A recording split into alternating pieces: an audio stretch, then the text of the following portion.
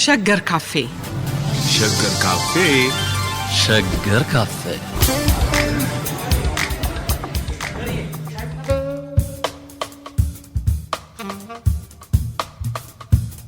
እናስተላልፈን አድማጮቻችን በዘመን የተከፈለው የታሪክ ውይይት በዚህ ሳምንት ከ23 እስከ 28 ወዳሉት 5 ዓመታት ምዕራፍ ይወስደናል። የሸገር ካፌ ባለጠረጴዛዎቹ ዶክተር ተካልኝ ወልደማርያምና ዶክተር ዮናስ አሸኔ ከኛ ጋር ናቸው። ሁለቱንም ከልብ አመሰግናለሁ።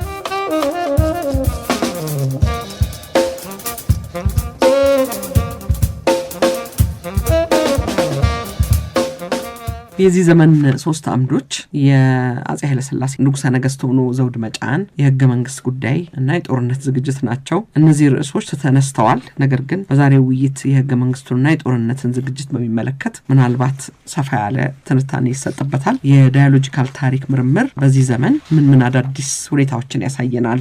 ይሄ ዘመን ምን ክንዋኔዎችን አስተናገደ? ኃይል ማሰባሰብ በሪፎርምና በሬስቶሬሽን ረገድስ ምን ጉልህ ሁኔታዎች ነበሩ ወደሚለው ጥያቄ ነው ይመስለኛል። ዶክተር ተካልኝ እንግዲህ ዛሬ ኤግዞስት አናደርገው ይሆናል። አንድ ላይ ጊዜውን ከ23 እስከ 28 ያለውን 5 ዓመት በአንድ ላይ አያይዘን በተለይ በሰፊው ያልተወያየንበት የሚለውን እንደርስበታለን። ለዛ ምናልባት ትንሽ ዘለግ ያለ ጊዜ ሊያስፈልገን ይችል ይሆናል። አሁን ለዛሬው ግን ይሄ ህገ መንግስቱ ላይ የጀመርነው ውይይት አለ እና እሱን ብናጠናቅቀውና ወደ ወረራውና ጦርነቱና ከዛ ጋር ተያያዥ ወደ ሆኑት ጉዳዮች ብንገባ ጥሩ ነው እና ሁልጊዜም ማስታወሱ ክፋት የለውም ባላችሁኝ መሰረት ሁሌም የምደግመው የዚህ የኛ የትንታኔ ሙከራ አንጓ ሐሳቦች ዋና ሐሳቦች እንግዲህ የሪስቶሬሽን፣ የሞቢሊዜሽን እና የሪፎርም በእንግሊዝኛ ቋንቋን እነዚህ ሶስቱን ርዕሶች የያዙ በአማርኛ ደግሞ ኃይል ማሰባሰብ ሞቢሊዜሽን፣ የተፋለሰን ነገር መልሶ ማደራጀት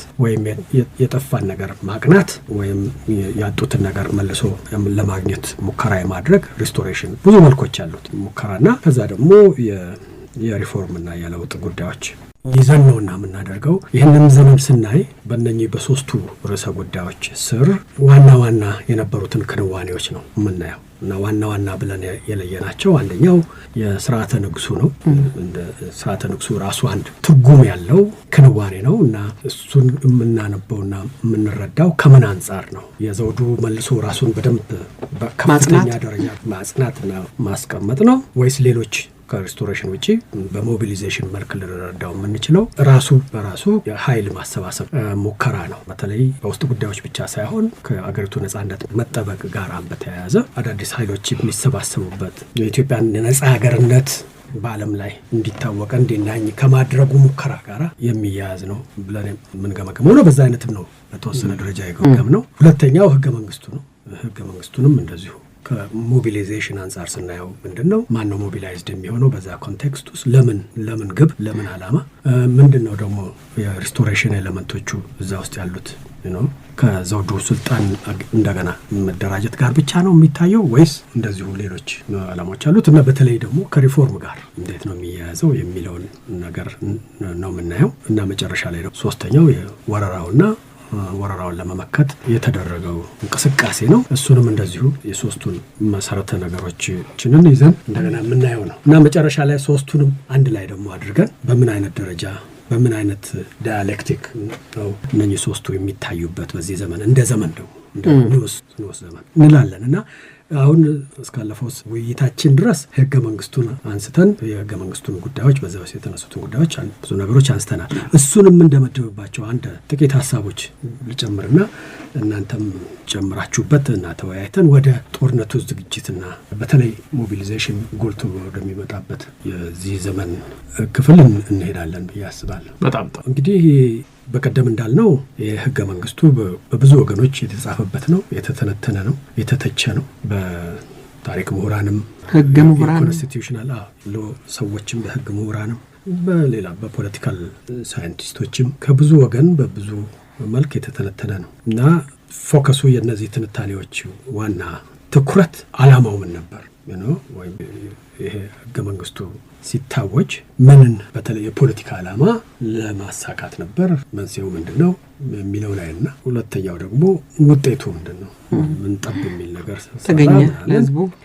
በአንደኛው ላይ የዘውዱን ተፎካካሪዎች እጅ ለማሰጠት እና መጨረሻ ላይም የፖለቲካ አቅማቸውን በማይመለስበት አይነት ሁኔታ ለማዳከም የተደረገ ዘዴ ነው እና የሚል ሁለተኛው ደግሞ የግድ ብሎ ነው እሱ ይህንን ማድረግ ንጉሠ ነገሥቱን በተለይ የሚጠቅም መሆኑ ነገር እንዳለ ሁሉ እነኚህ አዲስ የመጡት የተማሩ ኢትዮጵያውያን እና እነሱ አስተሳሰቦች ኢንስፓየርድ የሚሆኑባቸው አውሮፓዊ ወይም ምዕራባዊ ተቋማትና አስተሳሰባቸው ወይም መንግስታትም ሆነ የፖለቲካ ኃይሎች ይህንን ነገር እንደ ኢትዮጵያ ልታደርገው እንደሚገባ የግድ የማዘመን ሙከራ ስለተጫነባቸው ነው የሚል ትንታኔም አለ። መጨረሻ ላይ ውጤቱም ይሄን ያህል ሪሊ እዚህ ገባ የሚባል ነገር አይደለም። ምክንያቱም ውጤቱ የዘውዱን ኃይል እና ከማጠናከር አልፎ በምንም አይነት የዘውዱን ጣን ጭንታል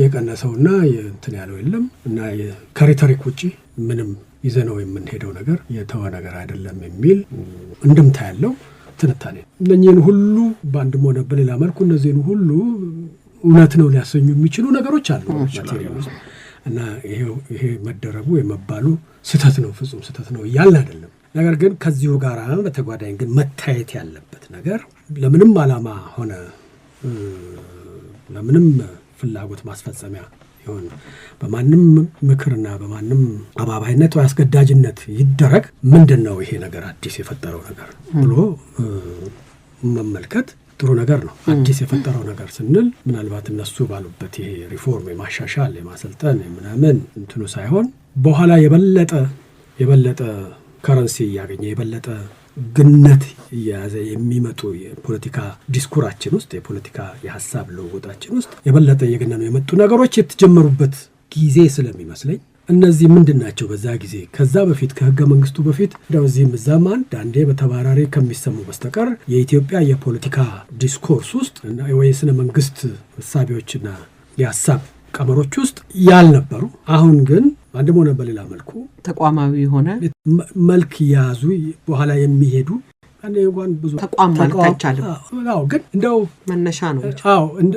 ምክንያቱም በዛ ጊዜ ፋንክሽናሊ ሚኒንግፉል ያልነበሩ ስለሆኑ የተናቸው። ነገር ግን በኋላ የፖለቲካ የስነ መንግስት ውይይቶችን ውስጥ እንደው በቃ 1 2 3 ቢባሉ የሚመጡት ነገሮች እነሱ ናቸው። በዚህም ጊዜ ወርስ ስለሆኑ እነሱ ላይ አንዳንድ ነገር ብንልና ብንጨርሰው አልኩኝና ለዚህ በጣም ጥሩ መግቢያ የሚሆነው ለዚህ አይነት ግንዛቤ ህገ መንግስቱ ታወጀ ሰሞን በጅሮንድ ተክለሐዋርያት ለትላልቆቹ መሳፍንትና መኳንንት ባላባቶች ለዚሁ ትልቅ አሰምብሊ ተደርጎ የህገ መንግስቱን ጉዳይ እና ትርጉሙን፣ ምንነቱን፣ ጥቅሙን፣ ምንጮቹን ከየት መጣ ይሄ ሐሳብ ለምን መጣ፣ አስፈላጊነቱ ምንድነው እና እኛም ደግሞ እንደ ኢትዮጵያውያን በተለይ እናንተ ደግሞ እንደ ሀገሪቱ ትላልቅ ሰዎች ከዚህ ውስጥ ልትይዙትና የበለጠ ብትገፉበትና ብታበረቱት ጥሩ የሚሆነው ሐሳብ ምንድነው ብለው የሰጡት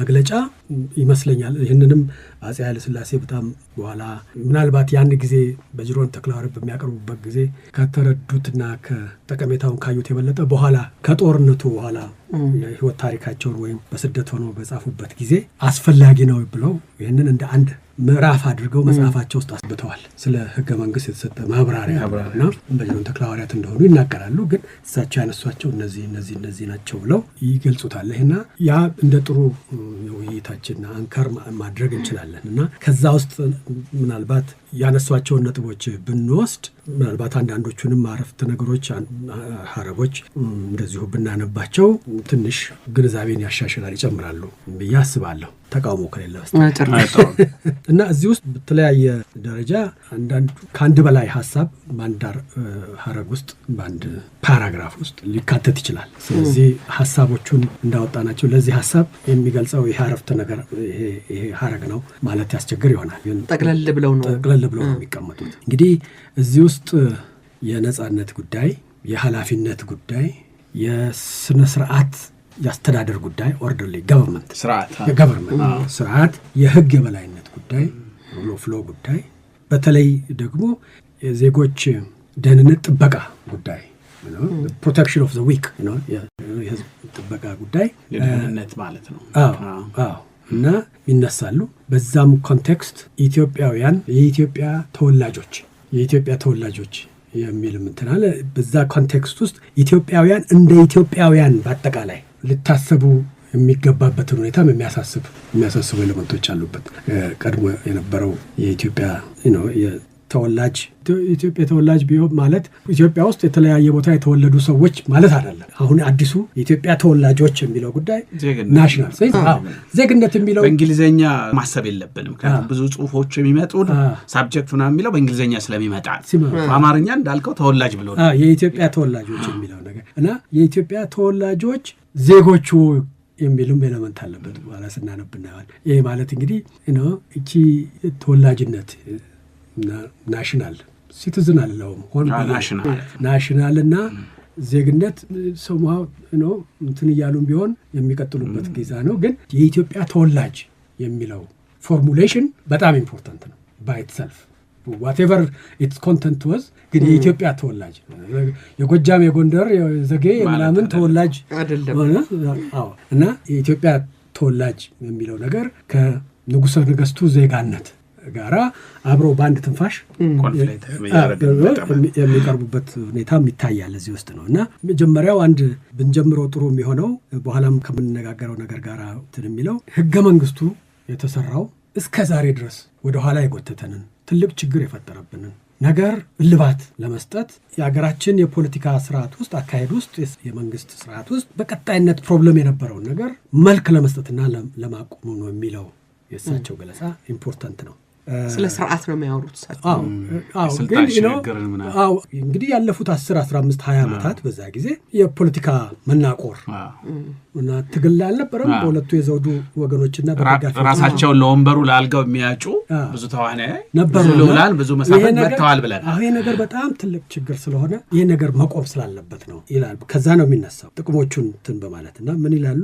ከዚህ የሚገኘው ዋና ጥቅም በዘውዱና በአልጋ አወራረስ ምክንያት በየጊዜው የሚነሳው ጠብና የሚሆነው ፍጅት ህዝቡን ወገን እያስለየ የሚያመጣበትን መተላለቅና የኢትዮጵያን መነጣጠልና መለያየት እንዲቀር ማድረጉ ነው። ይሄ ነው አንዱ ትልቁ ጥቅም ነው። በሰክሴሽን በኩል ያለው ችግር ዛሬ ፖለቲካል ትራንዚሽን ድጋሚ አስሬ እንዳይመጣ ሽግግሩ ቀጣይ እንዲሆን ለማድረግ ከዛሬ ሰናይ ይመስላል እኔና ያንተን እኔም በጣም ነው ወዳት ታቃች በወራወር ቆንጆ ሰው እንደሚገባው ተስፋ አደርጋለሁ። የመደጋገፍ መሆኑን እንዲያውቀው ማሳየት እኮ ነው፣ ፍንጭ ማሳየት። እኔም ከታሪኩ ውስጥ ፍንጭ ሰጣለሁ፣ እሱም ደግሞ ከወዲህኛው ከሰሞነኛው ወደ እኔ መልሶ እውነት ብለሃል በሚል ለዚህም ይጠቅመኛል በሚል መልክ ያቀርበዋል። ጥሩ ነው። እና አንደኛው ይሄ የውስጥ ስርዓቱን መልክ ያስይዘውና የውስጥ ረብሻውንና ችግራችንን ትንሽ ይገታዋል። ሁለተኛው ደግሞ አብረን ቆመን ወደፊት የሚያጋጥመንን ከውጭ የሚመጣውን ችግር ደግሞ በጋራ ሆነን እንድንትን አቅም ይሰጠናል የሚል ኤሌመንት አለው። ከእንግዲህ ወዲህ ይላሉ ኢትዮጵያ በማናቸውም አኳኋን በሕግ የተጠበቀችና የተረጋጋች በመሆኗ በአንድ ወገን በሀገር ውስጥ በማናቸውም አይነት በትዳር አኳኋን እየደረጀች፣ ትዳር ማለት በሀብት በኢኮኖሚ ማለት በትዳር አኳኋን እየደረጀች የሀብት እድገት ትጨምራለች። ይህን ካረገች ደግሞ በሌላ ወገን በውጭም በዓለም ላይ ዙሪያዋን ካሉት ህዝቦችም ጋር በውጭም በዙሪያውም ካሉት ጋር በምትገናኝበት ነገር ሁሉ የዘለቀ ጥቅሟን እየተስማማች ለመዋዋልና ለመጠቀም ለመከበርም ትችላለች። ይሄኛው ከበድ ያለ ከባድ ነው። ይሄ ነው ዋናው ነው። ከዚህ የሚመጣልን ጥቅም በስርዓት ከመተዳደር በህገ መንግስቱ መተዳደር የሚመጣልን ጥቅም የውስጥ አቅማችንን ያበረታል። እኛም በመበርታታችን በኢኮኖሚም በትዳርም በሁሉም ነገር ስላለን አቅማችንን ይጨምራል፣ ክንዳችንን ያበረታል። ከሌሎች ጋር በስምምነት ተደራድረን የምናገኘውን ጥቅም ሁሉ እንድናገኝ ያስችለናል የሚል ይሄ ዩቲሊቴሪያን therefore የአቅም ማሰባሰብ የልዩነትን መቀነስ በደንብ ደግሞ ምንድነው አሁን ያነበብከው አንቀጽ ኢትዮጵያ በዓለም ውስጥ ለመግባት የምታደርገው ትግል ይቀጥላል። በዚህ ዘመን ይሄ ህገ መንግስት የሚሰጠን ቁመናዋና በዓለም አደባባይ ህላዌዋንም ለማጽናት ያለው አይነት ትርጉም ነው። ለመደራደር ልማታዊ ምናምን የሚለው ብቻ ሳይሆን ለመደራደር ፍላጎቷ ጋር ከሌሎች ተዋናያኖች እሷን ከመሰሉ አገሮች ጋር መንግስቶች ጋር መንግስታዊነትም አገረ መንግስታዊነቱንም የሚያጸና ትርጉም ያለው ይመስላል። ትንሽ በጣም የዳበረ ትንተና ይመስላል እሳቸው ያጻፈው እና በዛው ልክ ይሄንን ጉዳይ የምናደርገው ለኛ ስለሚበጀን ነው፣ ለኛ ስለሚያስፈልገን ነው እና ከኛ ሁኔታና ከኛ ህልውና ጉዳይ ጋር የሚያስ ስለሆነ በእኛው ሐሳቤ ለኛው በሚበጅ መልክ የተደራጀ ነገር ነውና ይሄ ከውጪ የመጣና የተቀዳ ነገር እንዳይመስላችሁ ብለው የሚሉበታል። ምን ይላሉ? እንደ ጥንቶቹ ነገስታት እንደ ፈቃዴ እገዛለሁ፣ ለጊዜው እብሪቴ ያሰኘኝን አደርጋለሁ ለማለት ሲቻላቸው ይህን ትተው በፈቃዳቸውና በችሮታቸው ለመንግስታቸው አቋቋም መሰረት ተክለው በህግ አወሳሰን ለህዝባቸው ነጻነትን ሰጡ። በህግ አወሳሰን። ነገር ግን ይህን ሲያደርጉ የህጉን አይነት ለመምረጥ ያንዱን የስልጠነውን መንግስት ህግ አስተርጉመው እንድንተዳደርበት በግድ አላዘዙንም። እንደዚህ ተደርጎ በሆነ ጥቅማችን መሆኑ ቀርቶ ጉዳታችን ይሆን ነበር ኮፒ ብናደርግ ነው። ነገር ግን እንደ ሀገሩ ልማድና እንደ ህዝቡ ዕውቀት እንደ ትዳሩ ችግር እንደ ጊዜው ፈሊጥ እንዲሆንለት ብለው ራሱ ህዝቡ ለጊዜው የሚስማማውን እየመከረ ህገ መንግስቱን እየጠበቀ ሐሳቡን እያመለከተ እንዲኖር ፈቀዱለት። ፕራክቲካል ዩቲሊቴሪያን ብቻ ሳይሆን ከውስጥ ወደ ውጭ የምትለው እሱም አለብና ቅድም ያልነውን ይሄ የውጭ ፕሮፓጋንዳ ነው፣ የውጭ ሰዎች ናቸው እንደሚያደርጓቸው ፈረንጆች ናቸው የሚያከራክሩት የሚለውን ፕሮፓጋንዳ በደንብ ስለሚረዱት በጅሮን ተክለሐዋርያት ለዛ መልስ በሚመስል መልክ እንዲህ ይላሉ። እንግዲህ ኢትዮጵያ ከታደሰችበትና ከተመራችበት ጎዳና ከጥንቷ አኳኋን ልዩ የሆነበትን ምክንያት ልዩም ሆኖ ከእንግዲህ ወዲህ የኢትዮጵያ ሕግ በኢትዮጵያ ተወላጆች ዕውቀት እየተደራጀ በንጉሠ ነገሥቱ እየተፈቀደ እንጂ በውጭ ሀገር ሰዎች ሐሳብ ብቻ የተመራ ነገር አለመሆኑን አስረዳቸዋለሁ። እንግዲህ እንድትገነዘቡት ልብ በሉልኝ ነው እና ይሄ የሆነው ህገ መንግስቱ ስልጣንንም ደግሞ የሚገድብ ነው። ስልጣን በህግና በገደብ ኤክሰርሳይዝ የሚሆን ነገር ነው እንጂ እብሪት እንደፈቀደ የሚሆን ነገር አይደለም እና ከሁሉም በላይ ደግሞ ጉልበተኛ እንደፈለገው ጉልበት በሌለው ላይ የፈለገውን የሚፈጽምበት የማይጠየቅበት ማናልብኝ የሚሄድበት እና ህዝቡ የመከራ ኑሮውን የሚገፋበት ሁኔታም እንደዚሁ መገደብ መቆም አለበት የሚል ሐሳብ አላቸው። ነጻነት የሚለው ለህዝባችን ነጻነት የሚለው ሐሳብ በጣም ይሄ አሁን ከውጭ ነጻነት ብቻ አይደለም እያወራን ያለነው። አሁን ካልከው ነገር ከብሪተኝነት ነጻ የመሆንን ትርጉም ያለው ይመስላል። እሱ መረንነት ይሉታል። እንደውም በቃ ይሄ ምንም ህግ የማይገዛው ስርዓት የሌለው አይነት ኤክስፕሎይቴቲቭ ኦፕሬሲቭ የሆነ ስርዓት። እንዲህ ይላሉ። ከእንግዲህ ወዲያ ማንም ሰው ለህዝቡ የተፈቀደለትን በኃይልና በጉልበት ሊያጠፋበትና ጥቅሙን ሊከለክለው ወይም እንደ እብሪቱ መለዋወጥ ሁከት ሊያደርግበትና ግፍ በደል ሊሰራበት አይችልም። ከእንግዲህ ወዲያ ማንም ጉልበታምና ዘመናዊ የሆነ አቅመቢሱን ድሃ እንዳያጠቃው ህጉ ይጠብቀዋል። ለዚህም የህጉ መጽሐፍ ታትሞ በማናቸውም ስፍራ እንዲገኝ ተደርጓልና ማንም ሰው ህጉን እየተመለከተ በዚያው በህጉ መካችነት ራሱን ከጥቃት ለማዳን ይችላል። ስለዚህ ህጉ አሁን ከህገ መንግስቱ የመነጨው ህግ በዝርዝርም ሊወጣ የሚችለው ህግ የሚል እሳቤ ያለበት ህዝቡ ራሱን ከጉልበተኛ መብቱን ደህንነቱ አሁን እና በአጠቃላይ ምንም ይሁን ምንም ምክንያቱ ይሄ ነገር ደግሞ በንጉሠ ነገሥቱና በዘውዱና በህዝቡ መሃል አዲስ ኮምፓክት ነው። አዲስ ኢነወይ ዮናስን ቋንቋ ልውሰድና አዲስ ሶሻል ኮንትራክት ነው። አዲስ ኮንትራክት ስለሆነ እኛም ያለንበት ነው። ኢትዝ ኖት ዝም ብሎ እዛ ውስጥ መጀመሪያዎቹ ጥቂት አረፍተ ነገሮች እሳቸው ማንም ሳይጠይቃቸው የሰጡን የሚል ነገር አለበት። ግን እዚህ ላይ ዳውን ዘ ላይን እሳቸውን ይላሉ ይሄ እኛም ምንገባበት ስለሆነ በእኛና በዘውዱ መሃል አዲስ ቃል ኪዳን ስለሆነ እኛ የራሳችን ጉዳይ አድርገን ልናግዘው ይገባል። እሳቸውን በማገዝ ማለት ሳይሆን የራሳችንን ጥቅም በማስጠበቅ መልክ እዚህ ውስጥ እንደ ፓርትነርስ ሆነን መስራት አለብን ይላሉ እና ከዛ ቀጥሎ ደግሞ ይህንን ሳናደርግ ብንቀር ግን የሚደርስብን ነገር ይሄ የንጉሱ ጉዳይ ነው፣ የእኛ እንትን አይደለም የኛን ይቀንሳል የአዲስ ፈሊጥ ነው በሚለው ከልካል ግን የሚከተለውን ነገር ልብ ብላችሁ ካሁኑ ብታስቡት ጥሩ ነው ይላሉ። ሁለቱንም ሐሳቦች የገለጹባቸውን አረፍተ ነገሮች አረጋግጠንና እናጠቃልላለን። ምዕራፍ ንጉሱና ህዝቡ ህግ ባዘዘው ውዴታና ግዴታ ሊኖሩ በቃል ኪዳን ሲተሳሰሩ እኛም እያንዳንዳችን በሚቻለን ሁሉ በእውነተኛው አገልግሎት በቅን ልቡና ልንረዳቸውና ለኢትዮጵያም ለአንድነቷ ለሚሆነው ጉዳይ ልንተባበርበት እንደዚሁ በቃል ኪዳን ተሳስረናልና ውዴታም ግዴታም የማይለቀን መሆኑን አሳስባቸዋለሁ። ደግሞ ህግ ለሁሉም ትክክል ሊሆን ይገባልና ለኢትዮጵያ ተወላጆች ሁሉ ትንሽና ትልቅ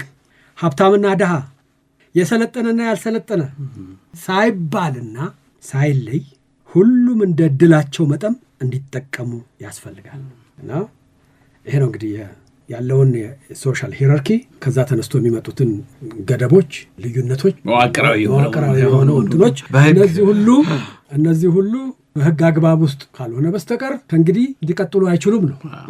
እንደውም ህግንና የንጉሱን ስልጣን ጎን ለጎን የሚያስቀምጥም ይመስላል ነው ሆነም ቀረም። ምክንያቱም ይላላ ቅድም እንዳልኩት ነው ሲጀምሩ ማንም ሳይጠይቃቸው የሰጡን ነው የሚለው። አሁን ግን እዚህ ቁጭ ብላችሁ ይሄንን ከምትሞግቱ እናንተ ሙግት ነበር እኮ ዲስኮርስ አይፈልግም ዲያሎግ ነበር የዲያሎግ እንትን ነው እና ያንን ወይ እንሳቸው ለዛ ለተቃራኒ ድምጽ መልስ እየሰጡ ይመስላል። በጅሮንድ ለምሳቸው አክቹሊ በጅሮንድ እዚህ ላይ ሚዲየት ያደርጋል ነው ንጉሠ ነገሥቱ ባንድ ሰጡን። አዎ እውነት ነው።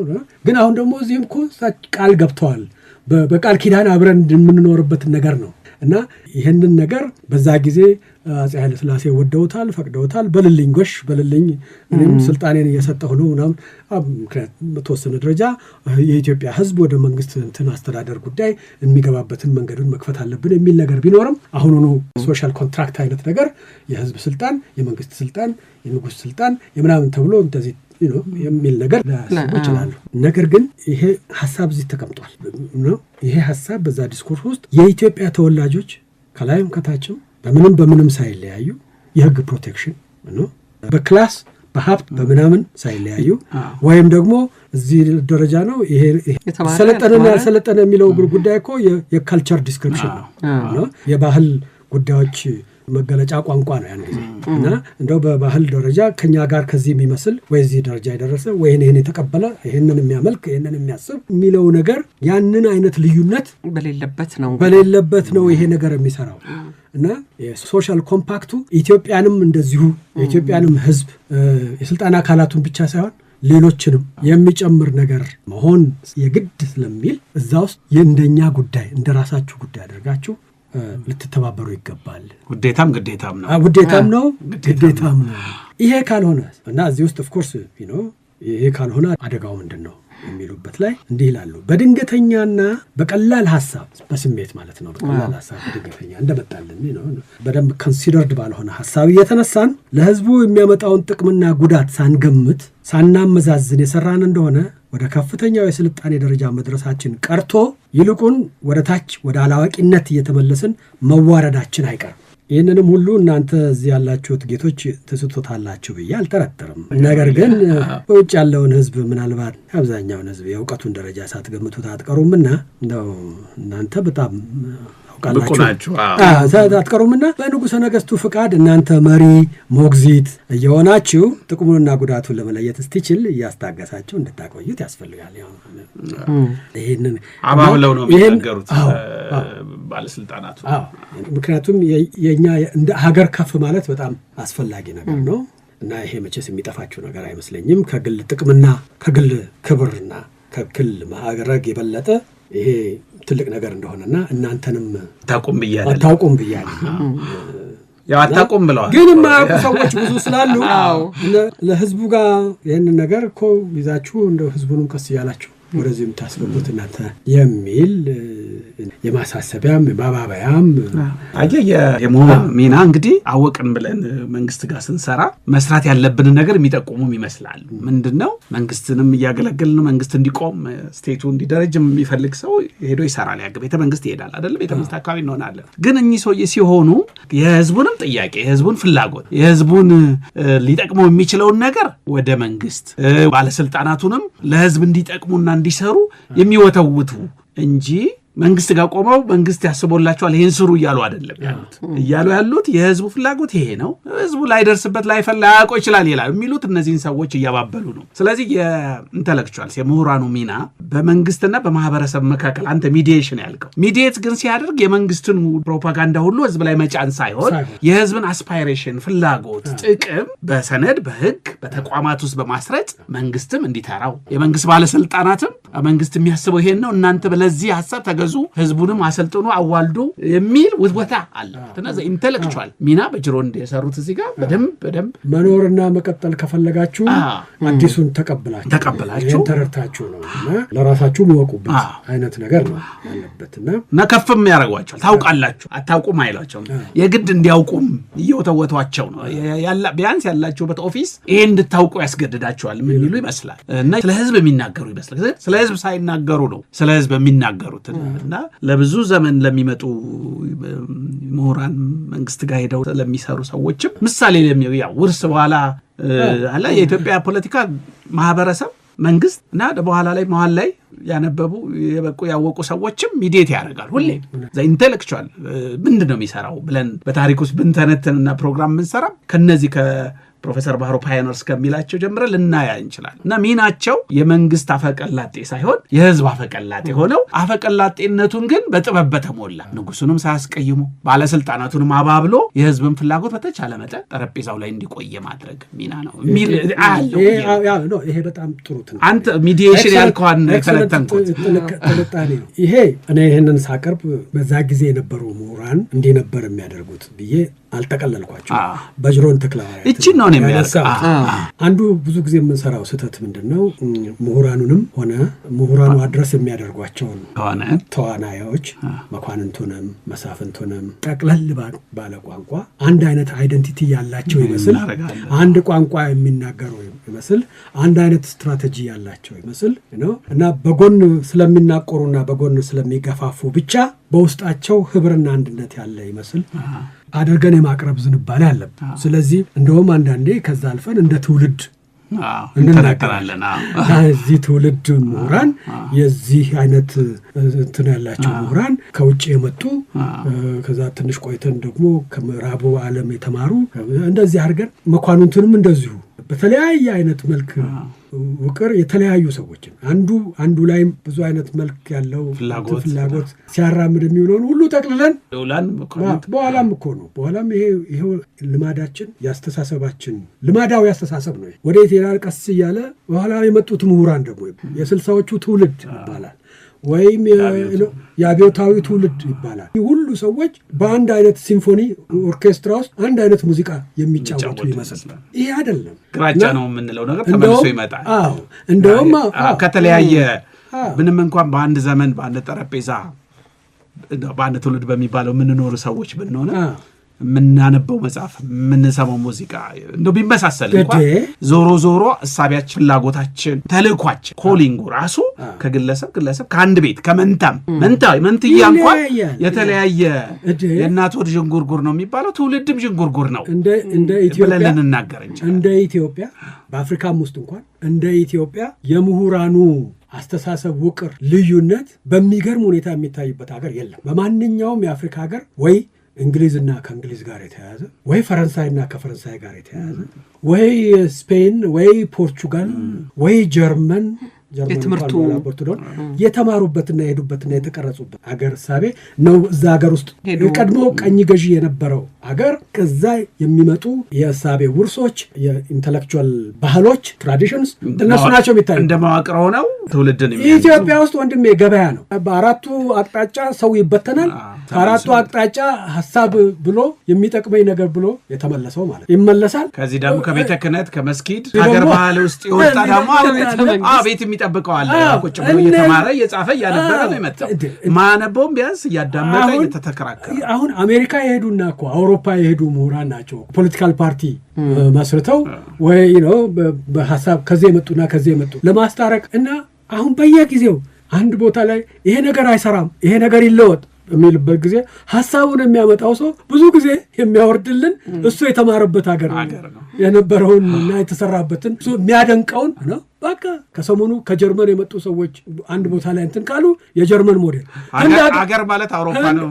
ህንድ ሀገር ተምሮ የመጡ ሰዎች አሁን ደግሞ ያ ህንዱን አሁን የቻይናም አለ እና አሁን ቅድም ስላነሳ ምሁራኑ እንዲህ ቢሄቭ ያደርጋሉ ሜዲቴት ያደርጋሉ። እና ብዙ ጊዜ ደግሞ ሌላው ትልቁ ችግር በኋላ በእንትን እናየዋለን በዚህ በጦርነቱና በዛ ብዙ ጊዜ ዝንባሌያችን የሚመስለኝ ከተሳሳትኩ ታረሙኛለህ ብዙ ጊዜ ኤክሰፕሽኑ ነው እንደው የምናጎላው የሚመስለኝ ለየት ያለውን እንደው ወይ ለጆሮና ሴንሴሽናል እንግዳ የሆነውን ነገር ወይም እንግዳ የሆነውን ነገር የሚያመጣ ሰው እንነሳና ከዛ ያንን ነገር ለትውልዱ ጠቅላላ ሁሉም ሰው አመን የኢትዮጵያ ምሁራን ሲባል እስቲያው የሚጠቀሱ ሰዎች እነማን ናቸው? ዋለልኝ ሲባል ለምሳሌ ዋለልኝ ተወልደ በቃ አይተወልዱ ያቺን ግን እነ እንድሪያስ ወይ ሌሎቹ በአት ሰዎች የጻፉትን ጉዳይ በዋለልኝ ያቺ ፖለሚካለች ተጠንቀቃችሁ አንብቡ ላለው ጽሁፍ እንጠቀላለን። የተጠቀሱት ሰዎች ሁሉ ይጠቀሱ ራስ ብቻ እንደው ሌሎችንም አስገባና ከዛ እነዛ ሰዎች በጣም ጥቂት ናቸው። በነገራችን ላይ ፎርወርድ የሚመጡትም ሰዎች ቦልድሊ የሚናገሩትም ሰዎች ነው እውቀቱ ብቻ ሳይሆን ድፍረቱም ስላለ ያላቸው ሰዎች ደግሞ የሆነ ወቅትም ይሆናል እነዛ ሰዎች ያችን የሚናገሩት የተወሰኑ ናቸው። ነገር ግን ያ ሁሉ ነገር ይሰጣል ለትውልዱ ይሰጣል። አንዳንዴ አልፎ ለተቋሙ እገሌ የዚህ ይሄ ተቋም እኮ የገሬ ቅርጽ ነው የገሬ ምንድነው አንድ ቋንቋ አለ በአማርኛ ስሪት ነው የገሌ በቃ እዚህ የተደራጀው በገሌ አስተሳሰብና እንትን ይባልና ተቋማትን ሁሉ ወደ ግለሰብ ስራ የምንሰራበት ባህሪ አለ። እቺን ኳሊፋየር ማስቀበጥ የዘንብነት ነገሩን ውስብስብ ያደርግብናል። ኦፍ ኮርስ የለመድነው ግራጫ ነው የእናት ወደ ዥንጉርጉር ነው የሚለው በጣም ዩኒቨርሲቲ የሚማሩ የትም ምሁራን ዥንጉርጉር ናቸው። በነገራችን ላይ ሳይንቲፊክ ይባላል እንጂ ይሄ እኮ ትምህርታችን ሳይንቲፊክ አለመሆኑን ነው የሚያሳይ። በሳይንስ ረገድ የሳይንስ ህግጋት የሚወጡት በምላት ከተጠና ነገር ነው የሚወጡት። ኤክሰፕሽንስ ይዘው ኤክሰፕሽኑ ህግ አይሆንም። ስቴት ኦፍ ኢመርጀንሲ ላይ ብቻ ነው ህግ የሚሆነው በብዙ ተጠንቶ የስታቲስቲካል አናሊሲስ ተሰርቶ ይሄ ለምን መድኃኒት እንኳን ሲሰራ ይሄ እንግዲህ ምናልባት 80-90ውን ሰው ያድነዋል እዛ ውስጥ አንድ 5-6ቱን ሰው በጣም ሊያሳምም ይችላል ከዛ አልፎ ምናልባት አንድ ወይም ሁለቱን ሰው ጭራሽ ሊገድለው ይችላል ተብሎ እንግዲህ ይቀመጥና ይሄ ከማስጠንቀቂያ ጋር ከማሳሰቢያ ጋር ነው ለበሽተኛም ፕሬስክራይብድ ሲሆን ይሄን ታውቃለህ ይሄን ካደረክ ይሄ ይመጣል ይሄን ካላደረክ ይሄ ይመጣል። ይሄ ለብዙሃኑ ተብሎ የተሰራ ነው እንጂ ለአንተ የተለየ ነገር ሊሆን ይችላል። አንተን በዚህ ይሄ ጉዳት ሊደርስብህ ይችላል። ማንኛችሁም ሐኪም ቤት ገብታችሁ የምታውቁ ሰዎች በተለይ ወደ ኦፕራሲዮን ጠረጴዛ ወደ አነስቴዚያ ሲቀርቡ ጥያቄውና ምክሩ ማስጠንቀቂያው ካልተሰጠ እንደውም አደጋ ነው። በዛ ምክንያት አደጋ ይመጣል። ሰውየው ፈርሞ ነው በቃ ለብዙሃኑ የሰራው ነገር ለኔ ይስራልኝ ካልሆነም የድሌ ነው ብሎ ፈርሞ ነው የሚገባበት። ሳይንስ እንደዛ ነው። ጥሩ ሳይንቲፊክ ኦሪየንቴሽን ያለው የአእምሮ ውቅር ቢኖረን ወይ ከትምህርታችን ያንን ብናገኝ ኖሮ ሶሻል ሳይንቲስቶች ነን እንላለን እንጂ እውነት የሶሻል ሳይንቲስት እሳቤ ቢኖረን ኖሮ እንደዚህ በኤክሰፕሽኖቹና በአላርለም በቃ በእንግዳ ባልከው አንጠመድም ነበር ነው። ግን አሁን ምናልባት ቅድምም እንደ አንዳንዶቹ ነጥቦች አንስተሃቸዋል። የህግ የበላይነት የሚለው ሐሳብ አሁን ዛሬ መልካም አስተዳደር በሚል የሚገለጸውንም ሐሳብ ስርዓት ያለው አስተዳደርን የመመስረትን እነዚህ ነገሮችም እንግዲህ ትልቁም ነገር ናቸው። መነሻው ላይ እነዚህ ተነስተዋል። እስከዛሬ ተሳካልን አልተሳካልን ሌላ ነገር ሆኖ ያኔ መነሳታቸውና በዚህ አይነት ለኢትዮጵያውያን እንደሚቀርቡ የሐሳብ ውቅሮች መቅረባቸው በራሱ ኢምፖርታንት ነው እና በተለይ ቅድም በሁለት ደረጃ እንከፍላቸው። አንዳንዶች 1 3 4 5ቱ እንደ እሴቶች የዘመናዊ የህገ መንግስታዊ አስተዳደር እሴቶች። ሁለተኛው ደግሞ ቅድም ያልናቸው አገልግሎቶቹ ጥቅማቸው ምንድነው? ኢትስ ዩዝስ ጥቅማቸው ምንድነው? በሁለቱ ረገድ ብንረዳቸው እነዚህ ሁለቱ ያኛው ጥቅሙ የሰሞኑን ችግር ማረጋጋት ነው። የሀገሪቱን ሁኔታ ማረጋጋትና አቅሟን መጨመር ነው እና ኃይል ማሰባሰብ ነው። ነፃነቷን ለማስከበር ያለባትን የቤት ስራ እንድትሰራ ጭምር የማድረግ ነው። ጠቀሜታው ነው። ስታቢሊቲው፣ መረጋጋቱ፣ አንድነቱ፣ የውስጥ ህብሩ፣ ለውጭ ኃይሎች ደግሞ አብረው የመቆም ጉዳይ፣ ከውጭ ኃይሎች ጋር ጠንከር ብሎ ቆሞ ለመደራደር የሚያስችል አቅም መፍጠር እና የሀገራችን ክብር መጨመር እነኚህ ጥቅሞች ናቸው። ግን እኩልነት በብዛት በዛ ዘመን ትክክልነት መስተካከል ነው የሚለው ትክክልነት ነው። እኩልነት እንግዲህ እስከዛሬ እስካሁን ድረስ የደረስንበት አይመስል እኩልነት ከዛ በኋላ የመጣ ይመስለኛል ራሱ ቃሉ በብዛት በዚህ ዘመን አንተም ስታነብ ትክክልነት የምትል እዚህ ፓራፍ አንቀጽ ላይ መስተካከል ወይም ትክክልነት ለሁሉም ትክክል እንዲሆን ያስፈልጋል። ትክክል የሚለው ህግ ለሁሉም ትክክል እንዲሆን ያስፈልጋል። ምን ማለት ነው? ኢኳሊቲ የምንለው ነው። ከህግ በፊት እኩል ነው የምንለው ቃል በዛ ዘመን ትክክል ነው። ኢትዮጵያ ከአውሮፓ ጋር ትክክል እንድትሆን በህግም በማህበርም በምንም እዛ ጋር እንድትደርስ ይላል። በህዝብም ተወላጁም እያንዳንዳችንም ትክክል እንድንሆን ስንል እኩልነት እንዳልከው እሴቶቹንም የሚገነቡ ናቸው እና የህግ የበላይነት ስርዓተ መንግስት ስርዓት ያለው መንግስት አስተዳደር የህግ ከለላ በህግ ከለላ ስር በተለይ በታችኛውን የህብረተሰብ ክፍል መጠበቅ ጥላ ከለላ ማድረግና ነፃነት ከኃላፊነት ጋር ከግዴታ እነዚህ ቫልዩስ እነኚህ እሴቶች ናቸው። ዘመናዊ ከጠቀሜታው በተጨማሪ እነዚህ ቫልዩስ ተቀንቅነዋል በዛ ጊዜ።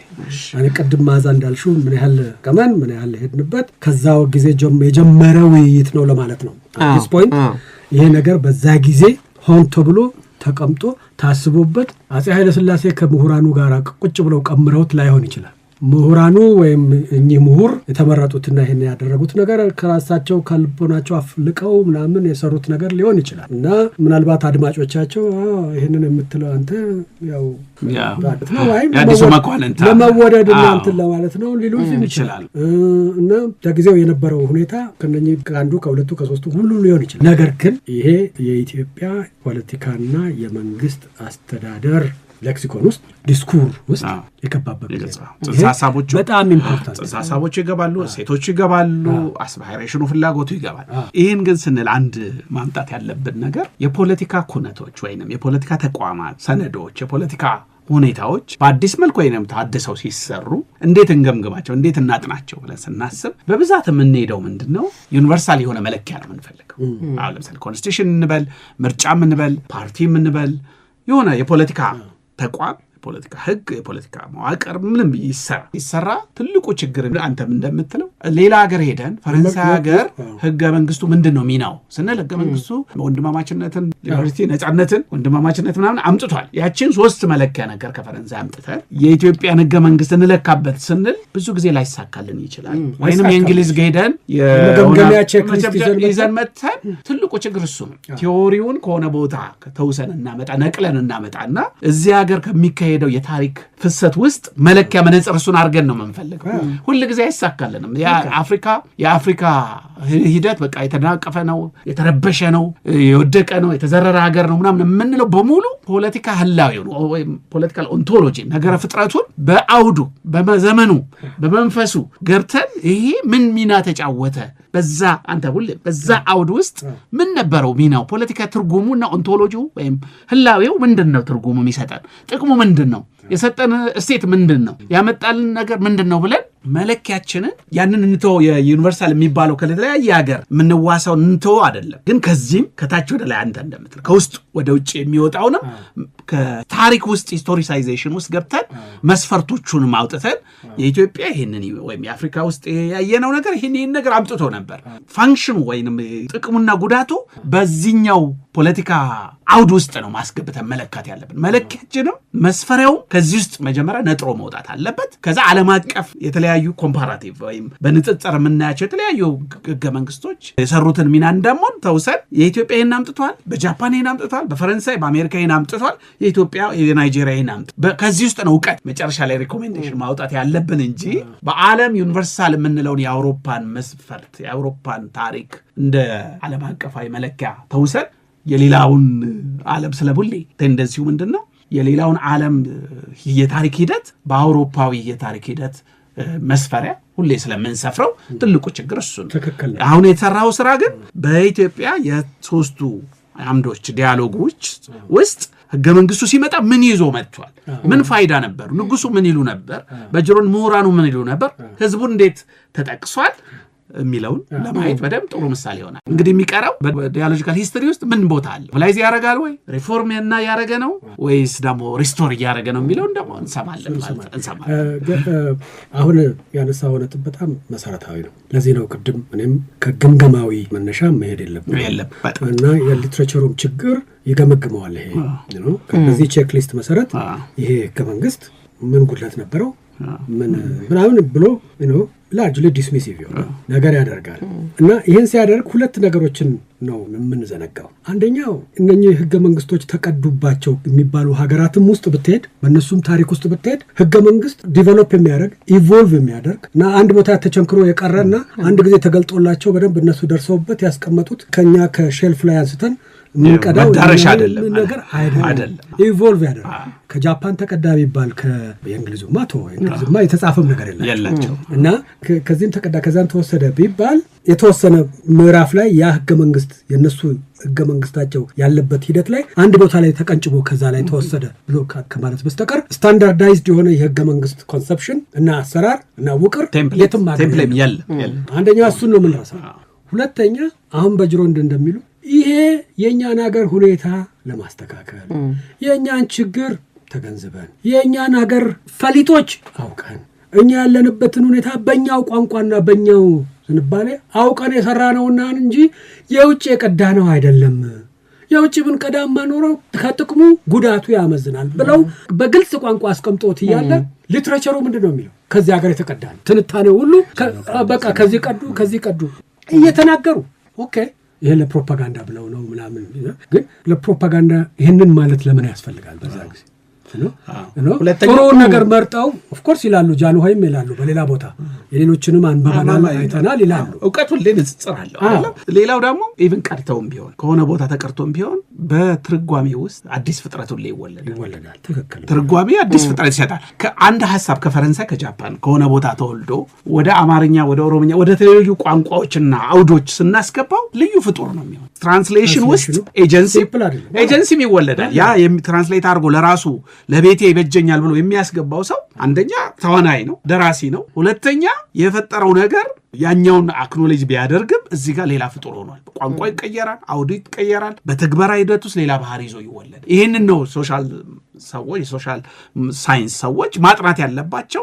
ፖለቲካል ኦንቶሎጂውን በአውድ ውስጥ ምናልባት ፖለቲካ ህላዊ ልንለው እንጂ ህላዊውን በአውድ ውስጥ ነው እየመረመርን በጊዜ ዘመንም ውስጥ እየቀየርን እያየን እንዴት እየሄደ እንደሆነ ማጥናት ያለብን የሚል አንድምታ ነው የተማርኩት ማለት ነው። ደግሞ ኮንስቲቱሽን ላይ የሚያጠኑ ሰዎች እንዳልከው ተክለ ሐዋርያት የሚሉትን መሰረታዊ ነገር የመዘንጋት የንጉሠ ነገሥት ሀገር ነው አገሩ ይላሉ። ኩሳቸው አይደል የኛን ሁኔታ ተገንዝበን ነው ይላሉ። ግን ብዙ ጊዜ የምታነባቸው ትችቶች ምንም ዋጋ የሌለው ለህዝቡ ሰጠነው ብለው ያሉት የሚል አይነት ጽሁፍ ነው እንግዲህ ብዙ ጊዜ የምናገኘው።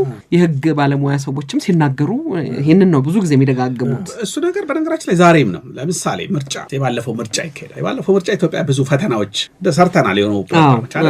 ያንን ምርጫ መተንተን ያለብን ዩኒቨርሳል ከሆነ ከሚባለው መስፈርት ነው ወይስ የኢትዮጵያን አውድ የጦርነት፣ የግጭት፣ የትራንዚሽን የተለያዩ ነገሮች የኮቪድ እነዛን ሁሉ ነገሮች ረስተን አብሶሉት የመለኪያ መሳሪያ አምጥተን ምንለካው ከሆነ መለኪያ ማያስፈልገን አይሰራም ብለን መሄድ እንችላለን። ግን እሱን ይዘን ዳሞዚ አውድ ውስጥ ምንድነው እየተካሄደ ያለው? እንዴት ነው ኢቮልቭ እያደረገ ያለው? እንዴት ነው ነገሩ እየሄደ ያለው ብሎ መመርመሪያ መሳሪያውን ከአውድ ከውስጥም ትንሽ መመልከት ያስፈልጋል። ከዛም ከውጭም የውጭው እንተው አይደለም የንጽጽር ስነ ዘዴ በጣም ቆንጆ ትምህርት ይሰጠናል። የንጽጽሩን ከለመያዝ ግን ይሄኛው ላይ ከመጫናችን በፊት ምንድነው እየተከሰተ ያለው ብሎ ክስተቱን የህላዌው ከየት ነው የሚመነጨው ትርጓሜው ምንድነው ፋይዳው ምንድነው ብሎ ከዚህ ውስጥ ማንጻር ከዛ ያነጻር ነው እንደማ አንድ ላይ በትንታኔ ውስጥ ከዛ ዕውቀት ወደፊት ለመራመድም የሚጠቅመው ይሄ ነው መስለኛል። እና ይሄ ነው ህገ መንግስቱ በሚመለከት ጉዳይ ለአሁኑ እዚህ ላይ ብናሳርፈው እና አሁን እንግዲህ የሚቀጥለው ውይይታችን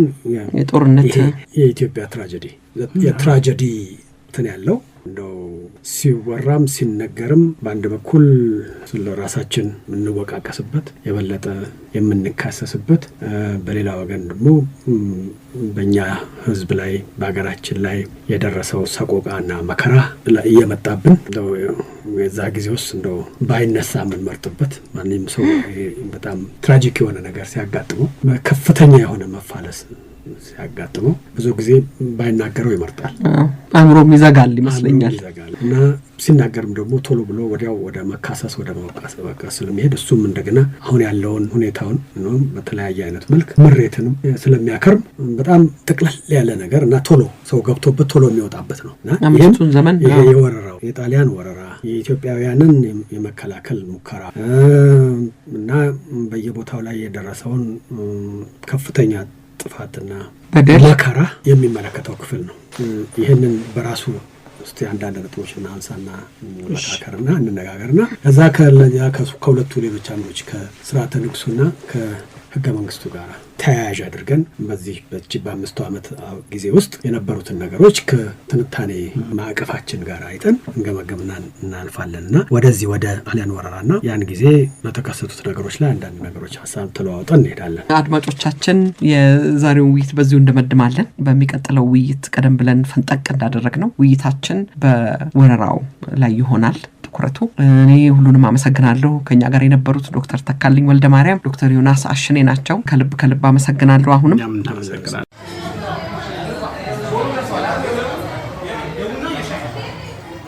ሸገር ካፌ ሸገር ካፌ ሸገር ካፌ